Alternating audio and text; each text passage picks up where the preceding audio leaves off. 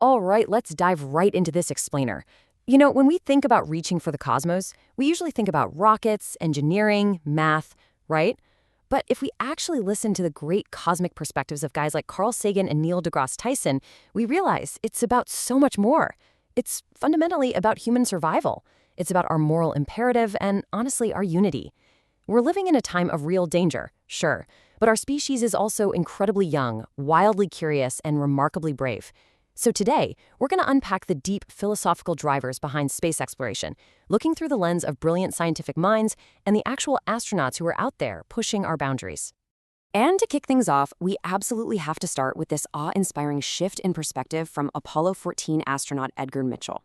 The mission's objective was obviously just lunar exploration, but what actually happened up there?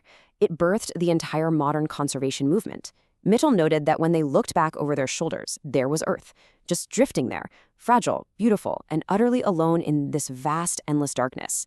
There's literally no hint that anyone is coming from out there to save us from ourselves. And that visceral, sudden realization of our shared fragility, it changes absolutely everything about how we view our home. So let's get into Section 1, Pushing the Envelope, the Physical Edge of Exploration. To truly grasp this journey, we've got to look at the physical risks first. What does it actually mean to push the edge of the envelope? Think about the raw, undeniable danger faced by the Artemis II crew. I mean, no human beings have ever flown their specific spacecraft back down into Earth's atmosphere before. Sure, the math has been checked, we've run unpiloted tests, but here's the thing. Until someone is actually willing to risk absolutely everything to go out and physically test it, we won't really know. They're testing the absolute razor-edge limits of human capability. And going through something that intense, surviving those physical risks, it does something pretty remarkable to a person. The crew talked about how they launched as friends and came back as best friends. But more importantly, they wanted to make it crystal clear to the world that this wasn't some nationalistic victory. It wasn't we as countries who did this, it was we as humans. And during these extreme, life-threatening challenges out at the edge of space, it kind of forces us to drop our earthly borders, It forces us to succeed together as one single species. And that profound unity totally alters how we see our place in the universe. Which brings us to Section 2, Discovering Earth from Space, the Planetary Perspective Shift. We are standing at such a wild pivot point in history right now. Just to put it in perspective, 100 years ago, humanity was just barely starting to explore the brutal, icy extremes of Antarctica. Then, decades later, we had Apollo, these brief, totally incredible but fleeting visits to the moon. But present-day Artemis missions, that's a massive shift.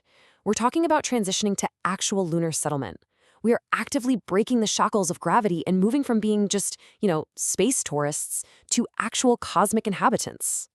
But as we make this monumental leap, astronauts report this incredibly fascinating emotional contradiction.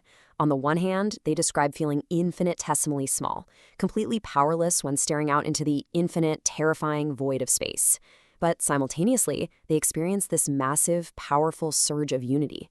It's a crazy paradox. As an individual, you feel like absolutely nothing against the cosmos, but humanity united, that feels like a force capable of navigating the stars.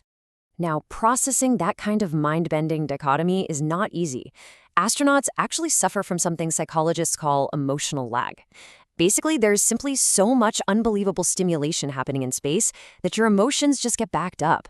You literally can't see or feel fast enough to keep pace with what you're actually living through. Astronauts end up fumbling for the right words to explain it to the rest of us. They take tens of thousands of photos, sure, but they often need the rest of their natural lives to process it all, to sort out what it really means for us as a species, and to share that profound reality back home. All right, let's zoom way out for Section 3, the cosmos knowing itself, the existential view. This is where we get into some truly mind-bending territory. The legendary Carl Sagan once broke it down like this. What is a physicist? A physicist is simply a hydrogen atom's way of learning about hydrogen atoms. I mean, wow. When you frame it like that, it's just a miraculous thing to be a human being, isn't it? We aren't just living in the universe, we are the universe. We are literally the cosmos waking up, opening its eyes, and trying to figure out its own mechanics. And that's not just some pretty poetry. That profound shift in self-awareness is exactly what drives our moral imperative to survive and keep exploring. Astrophysicist Neil deGrasse Tyson loves to ground us with this incredible fact. The atoms in your body right now, they are directly traceable not just to the Big Bang, but specifically to stars. Heavy stars that spend billions of years manufacturing these core elements in their massive furnaces. And then, in their violent, dying explosions, they scattered that chemical enrichment all across vast gas clouds. Eventually, that stardust collapsed to form planets, and on at least one of those planets, it formed life. It formed you. You're literally made of star stuff. Just think about the sheer mechanical reality of looking up at the night sky. You look at a distant galaxy or a star, right? The light from that star has been spreading out over enormous, unfathomable distances, years, sometimes millions of years of travel across the absolute freezing void.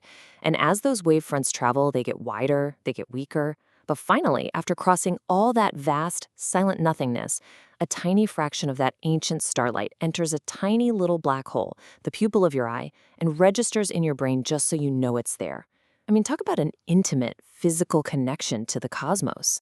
Which naturally leads us to Section 4, the moral imperative, building a planet we can be proud of. So this cosmic perspective, championed by Sagan and Tyson, it brings us to kind of a harsh truth. Our self-esteem as a species is way too often based on nothing at all. If we want confidence, we actually have to earn it. Like the quote says, those of us who wish for us to be important should do something important. We desperately need goals that are understandable, achievable, and deeply inspiring. We can't just pat ourselves on the back and declare ourselves great. We have to roll up our sleeves and build a planet and a legacy that we can actually genuinely be proud of. So what does earning it actually look like in practice? Well, it means creating a world where nobody goes to bed starving. It means ensuring that men and women have equal access to power. It means completely ending ethnic supremacy and deciding to use science and engineering for the benefit of absolutely everybody, not just a select few. And here's the crucial part. Going to space, it isn't an escape hatch from those earthly problems. Not at all. It's a parallel requirement for our ultimate maturity. Our elevation as a species demands that we fix our crises right here at home, while at the exact same time reaching out for other worlds.